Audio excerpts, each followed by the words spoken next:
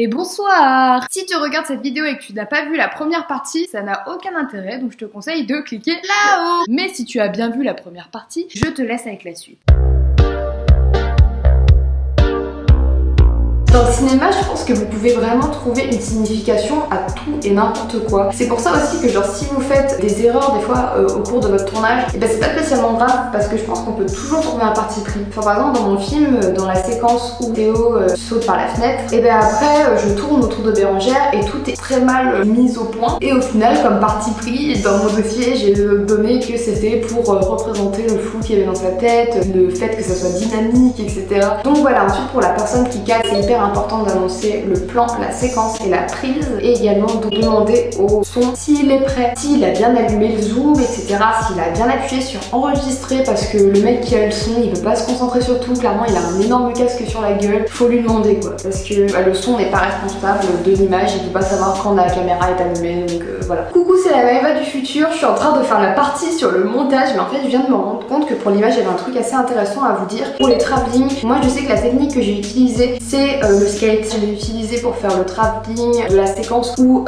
Théo et Bérangère sont en train de discuter au casier du lycée. J'ai également utilisé le skate pour le travelling de la dernière séquence, en fait quand on arrive, enfin l'avant-dernière séquence en vérité, quand on est sur le meuble rouge comme ça et qu'on avance. Au niveau du son, c'est important encore une fois de varier les sons, de leur donner une signification. Ensuite il faut également annoncer chaque séquence, plan et prise. Le clap aussi hyper important, je l'ai pas marqué, heureusement que j'y pense. N'oubliez pas de faire le clap, demandez à vos acteurs de faire clap. Comme ça vous le voyez à l'image et vous avez le son avec le micro, et du coup bah, c'est beaucoup plus simple pour quand vous êtes au montage avoir l'image et ajouter le son dessus et le mettre au bon moment. Donc voilà, je sais que mon prof aussi nous disait de faire des sons à vide. En fait juste vous prenez votre micro, plus personne fait de bruit, et vous prenez un son de genre 1 minute de la salle dans laquelle vous êtes ou alors dehors, etc. C'est hyper important d'avoir des petits sons comme ça, on sait jamais si à un moment il y a un gros trou au niveau du son, vous pouvez même mettre ce son à vide. Et donc maintenant on va parler des lumières. Donc comme je l'ai dit au début, la lumière elle est souvent délaissée. Bon, faut dire qu'en même temps dans mon film je l'ai pas non plus utilisé un maximum. Je me rappelle qu'en première on avait fait qu'un TP lumière qui avait duré 2 heures. Je trouve que c'est pas assez en fait pour apprendre à manipuler des lumières. J'ai préféré ne pas non plus trop les utiliser pour ne pas faire n'importe quoi. D'ailleurs les fois où je l'ai utilisé, ça se voit que je sais pas l'utiliser parce que genre il y a le reflet, enfin il y a l'ombre des personnages qui sont à côté, même si elle est discrète, elle se voit, et moi ça me stresse. Donc voilà, du coup il faut savoir gérer la lumière tout au long du film. Donc par exemple par rapport aux nuits américaines, bah moi je sais que j'ai utilisé tout simplement les rideaux, je les fermais plus ou moins pour qu'il y ait assez de lumière. Après tout se passe au montage au niveau de la colorimétrie, ou alors vous pouvez également tourner directement la nuit, c'est tout aussi simple. Donc par rapport aux lumières, ce qu'on faisait nous, et ben on mettait du papier de cuisson sur les lumières pour filtrer la lumière.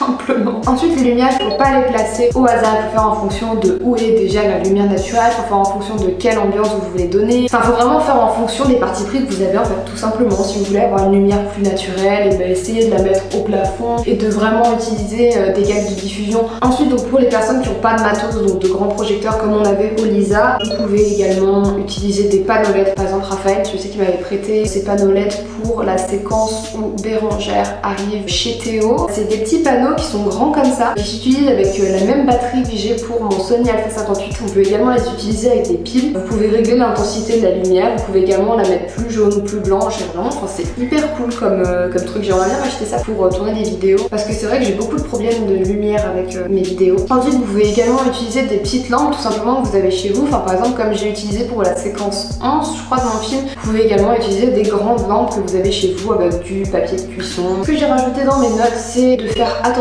aux couleurs des lumières, parce que comme ça, surtout quand c'est des lumières qu'on connaît, et bien on fait pas attention spécialement à la couleur de la lumière. En fait moi je me suis rendu compte au montage que la grande lumière que j'utilisais en tant que projecteur pour la première séquence du film, je crois, ou la deuxième, quelque chose comme ça, cette lumière était plus ou moins orangée. Du coup ça a donné un résultat vraiment pas beau. En plus de ça, il y avait encore une fois l'ombre de Bérangère qui était derrière, donc vraiment je suis nulle pour utiliser les lumières. Et voilà, du coup j'ai dû essayer de rattraper ça au montage, de désaturer l'image. Donc voilà, je vous ai donné tous les tips par rapport au tournage du film de bac. Donc maintenant on va passer à la partie du montage. Au niveau du montage, donc ce que je pourrais vous conseiller c'est de prendre votre temps, n'allez pas trop vite et essayez vraiment de garder un recul sur votre film pour le rendre meilleur. Moi je sais que du coup j'ai commencé à monter mon film dès les premiers tournages et du coup en re-regardant mon film et tout je me disais ah mais ça en fait ça va pas, je m'en suis pas rendu compte avant, donc c'est important de prendre son temps. Ensuite au niveau du logiciel de montage, tout dépend de ce que vous voulez faire. Moi par exemple pour mes vidéos YouTube j'utilise iMovie, c'est pas le meilleur logiciel mais il est gratuit.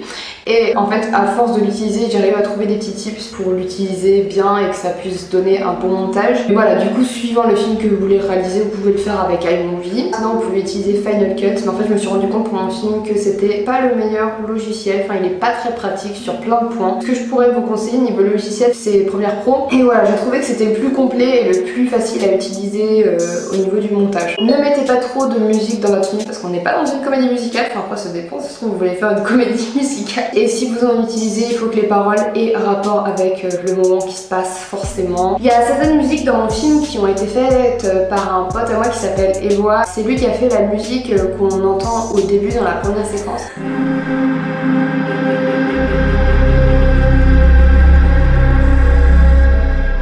Et qui a fait la musique du rêve. Ça ne fait que commencer.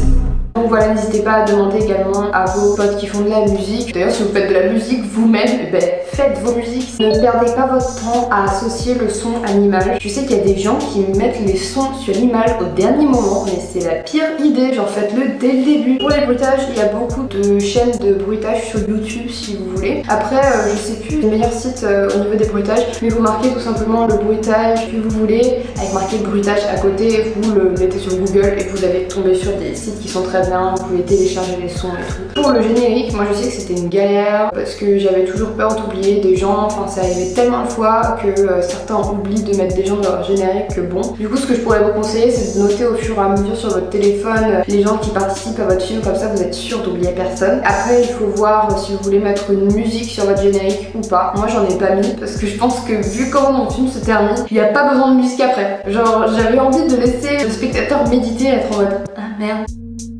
Voilà, donc j'ai beaucoup travaillé aussi au niveau des couleurs pour les nuits américaines. Moi j'aime bien quand les nuits sont un peu bleutées. Je trouve que mes nuits sont bien réussies en certaines scènes, dans d'autres beaucoup moins. Parce qu'il y avait beaucoup de grains, c'était trop difficile. Enfin, même la lumière, j'avais pas géré certaines fois. Ensuite, du coup, dans les tables colorimétriques, vous pouvez modifier les couleurs naturelles de l'image en baissant la luminosité quand on a trop, par exemple, en désaturant quand c'est un peu trop orangé, des trucs comme ça. Ensuite, n'hésitez pas à utiliser les filtres. Enfin, moi je sais que je suis pas du tout une femme à filtres, j'aime pas du tout ça. Et du coup pour moi c'était hors de question que j'utilise des filtres. Mais en fait il y en a qui sont vraiment pas mal et qui donnent vraiment des effets super cool. Enfin par exemple dans les flashbacks, quand Bérangère se rappelle de toutes les personnes qu'elle a tuées, il y a un effet très flouté autour de l'image. Et en fait ça c'est un filtre, je crois que c'est le filtre romantique sur Final Cut, je suis pas sûre. Mais voilà, je voulais vraiment un effet un peu rêve. Oui d'ailleurs c'est également le filtre que j'ai utilisé pour les rêves. Donc du coup on va parler de mixage temps, ça va être très rapide en fait parce que je sais plus exactement comment on fait. C'était mon prof qui m'avait indiqué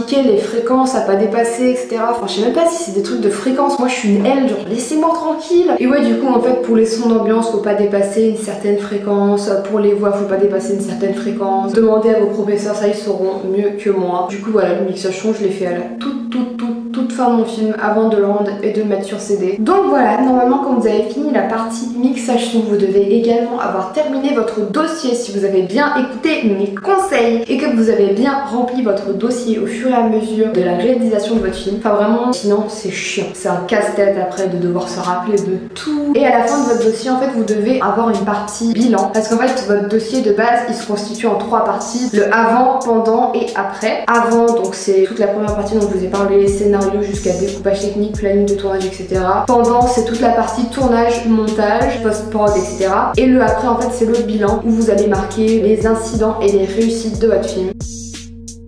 Donc pour cette partie-là, je vous conseillerais d'être vraiment objectif. Oubliez votre fierté, votre ego. S'il y a une séquence qui est nulle, que vous trouvez nulle, bah dites-le. Je sais que moi dans mon film, il y a beaucoup de problèmes qui me font mal au cœur. Dès que je les vois, je suis consciente qu'il y a des problèmes. C'est un film de bac, c'est le premier court-métrage que j'ai réalisé. Bon. Et il faut également ne pas hésiter à être fier de soi. Il y a beaucoup de gens qui ont du mal à avoir confiance en eux.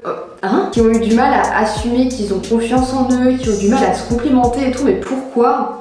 Enfin, juste par rapport aux autres qui vont être en mode non, elle est trop narcissique et tout. Non, on a juste confiance en nous et on est juste conscient de nos valeurs en fait. Donc voilà, du coup, je me suis dit que ce serait intéressant que je vous dise mes incidents et mes réussites pour mon film que j'ai marqué dans mon dossier. Dans mes incidents, j'ai parlé de la chose qui me fait le plus chier dans mon film. C'est la séquence 8, la séquence de cours, c'est la première séquence qu'on a tournée. Il y a un énorme problème de son. Si vous avez vu le film, vous avez dû le remarquer. En fait, il y a un souffle que l'on entend derrière les voix des acteurs. C'est quoi que t'as sur le bonnet? C'est tout simplement c'est l'unité de quartier dans lequel... Non, j'ai fait des dessins cette nuit, j'arrivais pas à dormir. Mais c'est rien, t'inquiète. Au début, on pensait que c'était par rapport au fait qu'il n'y avait pas de pile dans le micro. Et du coup, j'ai voulu utiliser le son de la caméra. Mais en utilisant le son de la caméra, on s'est rendu compte qu'il y avait le même souffle. Et en fait, on s'est rendu compte que c'était la ventilation dans les salles du bas du lycée qui faisait cet effet-là. Donc vraiment deg, parce que je pouvais rien y faire. J'avais demandé à mon prof de demander au BTS son de m'aider, mais monsieur ne l'a pas fait. J'ai mis dans mon dossier justement que j'étais pas quelqu'un qui aimait être derrière la caméra. Et que du coup, au niveau des réglages, c'était pas ouf. C'est vrai qu'il y a des séquences où vraiment il y a trop de grains, il y a des séquences où il n'y a pas assez de lumière. Ensuite, j'ai marqué dans mes incidents d'autres problèmes de son, parce qu'en fait, au début de mon film, j'utilisais les micros du lycée avec une perche et un micro rod. Et le truc, c'est que vu qu'il y avait une grosse partie de mon tournage qui se déroulait à Royan, je pouvais pas déjà me permettre d'emprunter le matériel du lycée vu que tout le monde le voulait en même temps. Et en plus de ça, vu que j'étais à Royan, toute seule, loin de mon lycée, à 1h30 de mon lycée, et ben je pouvais pas avoir quelqu'un pour prendre le son. Du coup, Mathieu, il m'avait offert un micro à mettre directement sur ma caméra. C'est le micro que j'utilise pour chacune de mes vidéos. C'est un petit rod. Je vous mettrai la référence en barre d'infos si ça vous intéresse. Et voilà, du coup, j'ai utilisé ce micro pour tout le reste de mon film parce que c'était beaucoup plus pratique pour moi. Je pouvais pas avoir de perchiste, clairement. Mais le seul problème, du coup, de ce petit micro-là, c'est qu'il peut pas capter tous les sons. Il y a des sons qu'il peut pas supporter également, qui sont trop forts et tout. Enfin, il est tout petit, donc c'est pas étonnant. Et aussi, du coup, bah, pour les plans larges, forcément, on entend beaucoup moins les acteurs. Il y a une femme qui est morte hier à Angoulême. Alors là, je suis vraiment saoulée parce que déjà la vidéo que vous venez de voir juste avant a coupé. Donc du coup, je ne sais pas où est-ce que je m'étais arrêtée. Et en plus de ça, du coup, je viens de retourner la suite de cette vidéo qui ne s'est pas enregistrée. Je disais donc que du coup je sais pas où je me suis arrêtée au niveau des incidents, donc si j'en ai oublié, et ben je vous les mets maintenant.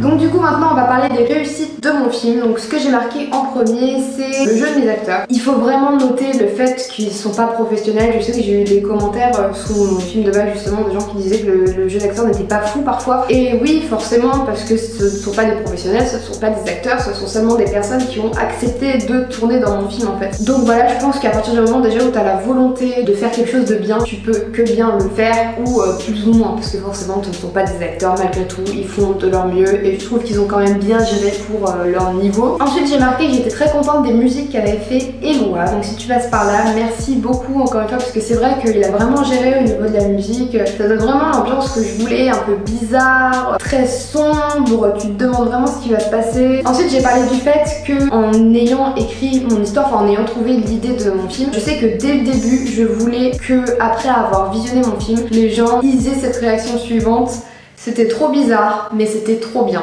Ça vraiment c'était mon objectif. Je voulais que les gens sortent et qu'ils disent Burk, mais waouh. Et la plupart des gens qui ont vu mon film ont eu cette réaction là, donc je suis trop contente. Parce qu'en fait même s'il y a cette part de dégoût, je sais pas, enfin quelque part ça m'attire en fait qu'il y ait cette part de dégoût. Parce que j'aime bien les films qui sont un peu perchés, malgré tout il y a une histoire derrière qui est vraiment passionnante et t'as envie de savoir ce qui se passe. Enfin je trouve qu'en vrai au niveau du scénar, enfin de tout ça, de la construction du scénario et tout, j'ai plutôt bien géré mon coup. Enfin je suis contente de comment j'ai construit l'histoire. Ensuite j'ai marqué, j'étais très contente de la colorimétrie de mon film, parce que c'est vrai que c'était prévu que je bosse un maximum dessus. Je voulais vraiment avoir des couleurs très précises et j'ai galéré. Genre vraiment je passais tellement de temps à faire ça. Au bout d'un moment j'en avais marre. Dans tous les cas, au bout d'un moment mon film, il y a eu une période où j'en pouvais plus. j'en pouvais plus de le voir tout le temps. J'en pouvais plus de bosser dessus parce que j'ai bossé tellement dessus qu'au bout d'un moment j'ai vraiment fait une overdose et j'ai dû me séparer de ce film pendant quelques temps pour réussir à le réapprécier. Mais bon voilà, du coup j'ai dû bosser beaucoup de temps pour trouver vraiment les couleurs exactes que je voulais. Et voilà, du coup je suis très contente en fait du bleu que j'ai réussi à donner à la fin, du orangé que j'ai au début, enfin vraiment je suis très contente, c'est exactement ce que je voulais. Ensuite à la fin c'est une très belle conclusion, mais j'ai marqué que j'étais surtout très fière d'avoir réussi à faire tout ce que je voulais faire. Je pense que c'est un beau message dans la vie, mais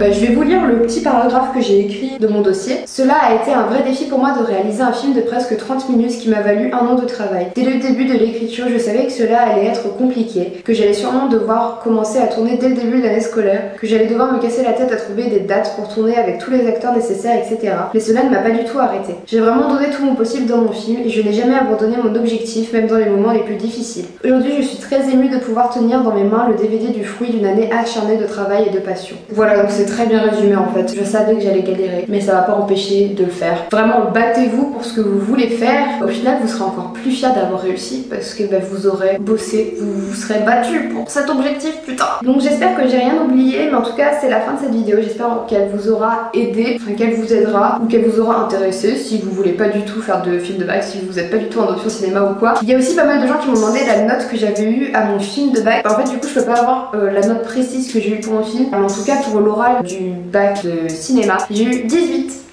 Yes! Si vous voulez que je fasse une vidéo sur l'option cinéma audiovisuel, n'hésitez pas à me le demander. Si vous voulez que je fasse une vidéo sur les épreuves du bac également, pas que le cinéma, même toutes les autres matières, dites-le moi. Mais je sais pas comment ça se passe au niveau des réformes. Donc du coup, on se retrouve prochainement pour une nouvelle vidéo. N'hésitez pas à aller voir ma vidéo Aimer la vie, dans laquelle je propose un concept à la fin de la vidéo. On se dit à la prochaine pour une nouvelle vidéo sur la chaîne d'ASMR Frères. Soyez à l'heure. Ciao!